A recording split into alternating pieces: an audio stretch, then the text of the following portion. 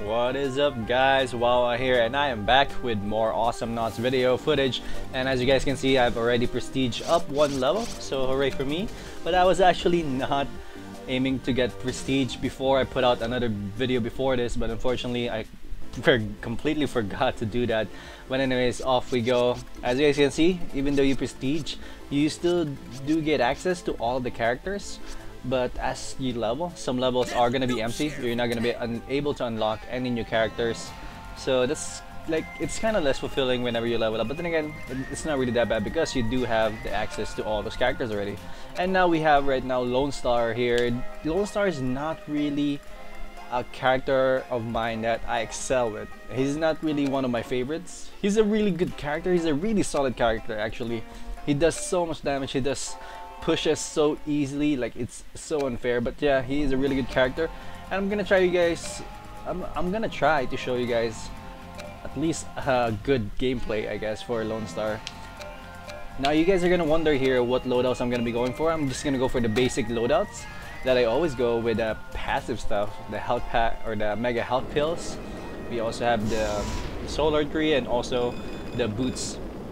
And for the abilities, I did unlock some key abilities there, like for example for the bow, I unlocked the exploding bow upgrade, and also I unlocked I am using the bow that slows down the opponents whenever they clash it to him. So it's a pretty cool thing. And as you guys just saw over there, I unlocked solar tree and I unlocked both skills instantly. So you guys are gonna wonder why, if you guys don't play Awesomenauts, and also if you guys don't play Lonestar, it's because Lonestar has such strong pushing pressure capabilities. You really can pressure really early on with this opening. As you guys can see, both dynamite and the bow does damage to the tower, but right now my bow doesn't really do damage to that tower because I haven't upgraded it yet. So whenever I get the upgrade, it's gonna start to do damage, even though it's still an awesome way to push back your opponent's creeps and just compile them all together, and then just toss the dynamite in there, and they're all gonna get hit for at least 20 and 20 damage. Like if they're all clumped up, all of them is gonna get like 40 damage or 60 damage, and so and so. So as you guys can see right here, I'm already spamming all of those abilities that I have, and Coco actually here was able to kill off Leon. And actually guys, I have come to a conclusion that Leon's kinda OP, I have to say. He's not really that OP, but he can really rally a team back from defeat. I've had so many games where Leon was the one who was able to push back or to come back and bring back a really bad team,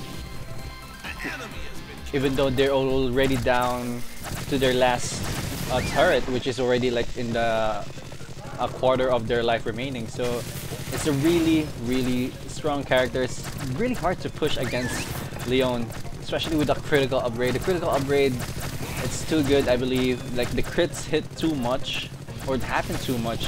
But then again, I'm pretty sure a lot of people are gonna be saying that no, you just need to learn to deal with it. But then again, how are you gonna be able to deal with it if you're not gonna be able to pick the certain characters that are not capable of beating them?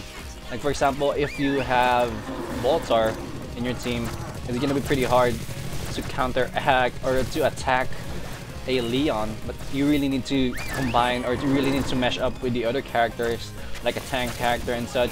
Just stick with them and such as much as possible. Like you need more teamwork and such. So it's not really that easy to do it, especially in the late stages of the game. I've actually had a couple of 45-minute games already in this game, which is pretty good, pretty fun. I have to say, like I enjoy both of those 45-minute games, even though it dragged out for a really long time. Most of the times there was one time that we already won behind by a lot. Like the enemies already destroyed 3 of our towers and we only have 1 tower for the top, and the bottom one's completely naked to the core. But I was playing Coco and I was able to defend until we were able to break through 2 of their towers, and we also had access to the tower, and it pretty much became a base race from there on. Yeah, it's a really fun game. And after what, 40 hours of gameplay already? Not really, 20 hours of gameplay, finally prestige, and here we go.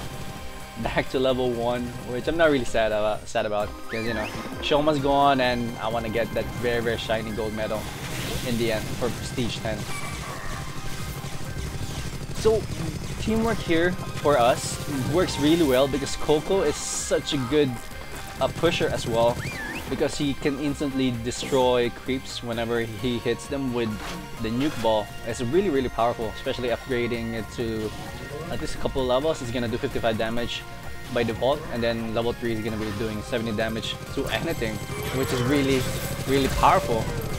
No, except to towers, by the way. It doesn't really hit towers. If it does, I think Coco's gonna be too OP, which is pretty good though. But yeah, Coco's pretty good here, and also we also have our own Leon. Leon's actually doing quite well as well. He does have that tongue ability, which I really like. I really like that tongue opening from a Leon. As you guys can see right there, Leon just pulled in Leon. I didn't expect to die there, but yeah, it went down. Because the tongue ability is really, really awesome.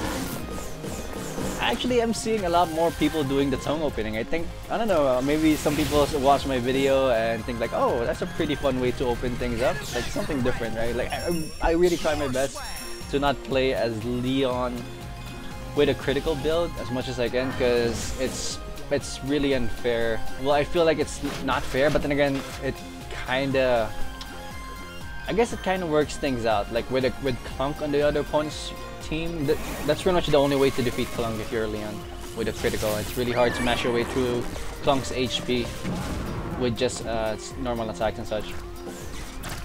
But anyways, as you guys can see, we already broke through one tower right here. We're gonna assist this awesome robot right here and try to inflict as much damage as possible to the next tower. Unfortunately, we don't have any smaller creeps to defend and take damage for the awesome robot. But yeah, we were able to make like 1/4 of the way of damage to that health of the robot, or to the health of the tower, so that's pretty much a job well done already. Voltar is actually a really solid character. If you guys don't play Voltar, Voltar is the healer, by the way. He's the one, the alien guy, as you guys can see right there. He's a really good support character. I actually ended up playing Voltar because Voltar is pretty solid. If you have Voltar in your party, it's a little bit easier to push, especially if your team works together pretty well. Like they know their position, they know what the abilities of Voltar and whatnot, like, you know, everything works out well. In this case, I think they were able to do that, but unfortunately there was just too much pressure from Coco and Leon, because Coco and Leon are pretty good solo characters. They can just destroy a lot or take a lot of HP out of your characters or opponent's characters, which is really good. And I understand that Voltar is indeed gonna have a hard time defending against those types of characters, because Voltar, he doesn't really get healed by himself. He only gets healed by the heal bot and also HQ and also the health pickups. But he has a solar beam or a heal beam, which doesn't really heal himself, so it's kind of one of the hardest things with Voltar. He does have a good amount of HP though, so it's not really that bad. And Leon right there trying to be greedy. You're not gonna get me, Leon. He tried, but I'm pretty sure he's gonna be able to get me later because Leon's not good. Those crits, the backstab damage, it's really hard to get away.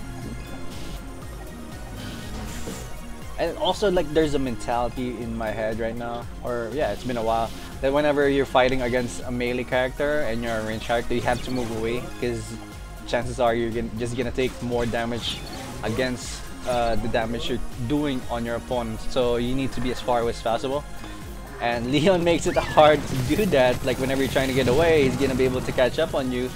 And he walks a little bit faster than Lonestar, so every time you walk away, you're still gonna get sliced and sliced and sliced. And the backstab damage doesn't take a good amount of damage. I think it's +4 per level, and you can upgrade it twice, so it's gonna be +8. And if you're doing backstab damage, and then I believe if you have the critical, it's gonna be like 60 damage, I believe, if it crits. So yeah, it's a really, really awesome skill. And even though it's just passive attacks, it's really good. I actually just found out as well that Leon is an auto attack character. Like, you don't need to press the right button to make him attack. Every time when there's an opponent near, he's just gonna attack automatically, which I don't think it matters that much. But then again, if you add it up all together, it kind of does. As you guys can see, Leon here, doing so much damage to me. 12, 12, 12. He upgraded his, I believe he upgraded his level. No, no. I think his attack isn't upgraded, but he has the backstab damage. So I think that's what's upgraded there. We think it didn't crit though. Tried. This game is a pretty quick game. Nothing really special. I just wanted to show you guys how I play Lonestar mostly. Pretty lucky here because I usually don't play Lonestar that well. But yeah, Lonestar has really solid builds. Like, people do dynamite builds because dynamite does so much damage. Some people don't really research pull, they just do the dynamite build, but I don't really like that because it pretty much defeats the purpose of Lonestar, which I believe is a heavy pusher in the early games. I went for the solar tree for this because I believe it's still kind of hard to farm as Leon. But a lot of people do go for Piggy Bank just because you can unlock both of those skills in the early stages. I was able to unlock them because I joined in late in the game. So that's why I already have enough money to unlock all of them. With Solar Tree, the Dynamite, and the Bow.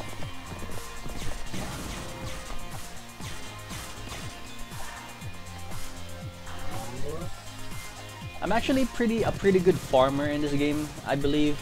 I always end up with the one with the highest level in the end of the games, and I don't know. I guess I know how to make my way around, or maybe I'm just lucky with those games.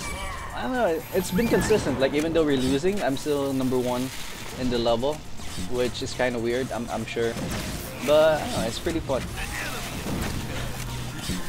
Prodigy right there getting demolished by Coco, and I believe this is the last few moments of this game. I think all of them are dead except for Voltar. Voltar's not really gonna be able to do any damage to us. That tower, by the way, that Killbot attack tower does so much damage, and it's one of the major offensive things for Voltar. Anyways, blue team wins this time with Leon, Lonestar, and Coco. Hope you guys like that small video. If you guys want to see more, I'm actually gonna try to make a video which is a challenge build, with a challenge build which one of the viewers of the stream did recommend to me, and try it out. So yeah, I'm gonna be able to do that maybe level 44 again. Hope you guys enjoyed this, and I will see you guys again soon. Okay, peace out. I am out. Bye.